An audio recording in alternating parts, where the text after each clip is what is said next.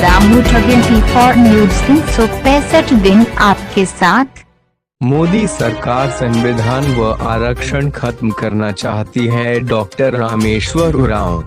Congress party के जनवरी संवाद अभियान के तहत नीलांबर पीताम्बरपुर में चौपाल कार्यक्रम अब पलामू के खेतों की सिंचित पाइपलाइन से होगा। तकनीकी योग्य लोगों की कमी के कारण पॉलिटेक्निक कॉलेज नहीं खोले जा रहे। यही हाल अस्पतालों का है, जैसे ही बहाली होगी खोल दिया जाएगा। केंद्र की मोदी सरकार जन विरोधी है। इनकी सरकार गरीबों के लिए नहीं बल्कि धनपतियों के लिए सरकार है। यह सरकार एक साजिश के तहत आरक्षण और वक्फ बोर्ड खत्म करना चाहती है। उक्त बातें राज्य के वित्त मंत्री रामेश्वर उरांव ने नीलांबर पीताम्बरपुर में कांग्रेस पार्टी के जनवरी संवाद अभियान के तहत आयोजित चौपाल कार्यक्रम में कही। उन्होंने अपील करते हुए कहा कि गरीबों के उत्थान और समृद्ध झारखंड के निर्माण के लिए आप लोग कांग्रेस पार्टी को वोट करें। उन्होंने कहा कि केंद्र की सरकार प्रदेश के साथ सौतेला व्यवहार कर रही है। राज्य के हिस्से की बकाये पैसे जो 1,36,000 करोड़ है नहीं दे रही है, जिस कारण भी विकास के कई कार्य नहीं हो पा रहा है। बावजूद प्रदेश सरकार राज्य और गरीबों को सशक्त करने के लिए मियां सम्मान योजना, कृषि ऋण माफी, बिजली बिल माफी योजना, पेंशन की आयु सीमा 60 वर्ष से घटाकर 50 वर्ष कर सर्वजन पेंशन योजना, अबुआ आवास योजना समेत कई योजनाएं चला रही है, जिससे गरीब बुढ़े लाभान्वित हो रहे हैं। कार्यक्रम में पूर्व मंत्री सह चतरा लोकसभा के प्रत्याशी रहे के एन त्रिपाठी ने कहा कि मोदी सरकार गरीबों के साथ छल कर रही है, जिसे राहुल गांधी के नेतृत्व में कांग्रेस पार्टी पूरे देश में घूम घूम कर पर्दाफाश कर रही है। देश में लोकतंत्र बचाने के लिए, संविधान और आरक्षण बचाने के लिए राहुल गांधी कश्मीर से कन्याकुमारी तक पदयात्रा कर लोगों को बताने जगाने के काम कर रहे हैं।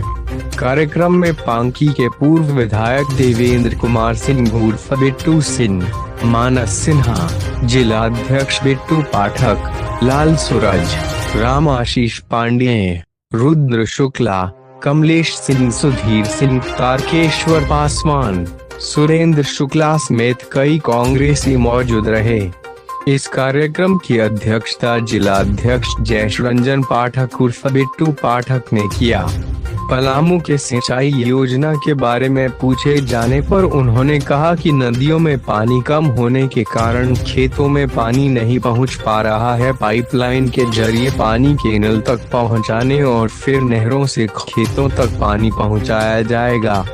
अब प्रश्न उठता है कि जब नदियों में सिंचाई लायक पानी ही नहीं होता, तब अरबों रुपए खर्च कर सिंचाई योजना बनाकर नहरों की खुदाई, नदियों पर बांध बनाया ही क्यों जाता है, चाहे वे पीरी जलाशय, औरंगा जलाशय, मंडल डैम जैसे दर्जनों योजनाएं चलाई ही क्यों जा रही है। इन योजनाओं में प्रदेश के संसाधनों के साथ साथ हजारों हेक्टेयर उपजाऊ जमीन भी बर्बाद किया जा रहा है। फिर मरम्मत के नाम पर हर साल हजारों करोड़ रुपए की बंदरबांट, क्या ऐसे ही राज्य का विकास संभव है?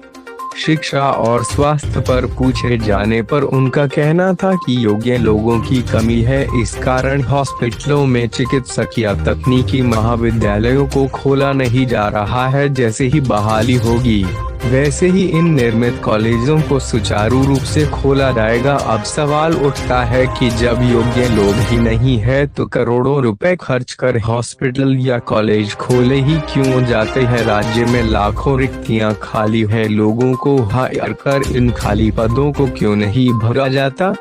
अगर मिया योजना, वृद्धावस्था पेंशन योजना, ऋण माफी, बिजली बिल माफी योजनाओं से ही पिछड़े राज्य झारखंड का विकास संभव है, तो फिर सड़क, बिजली, औद्योगिक इकाइयां क्या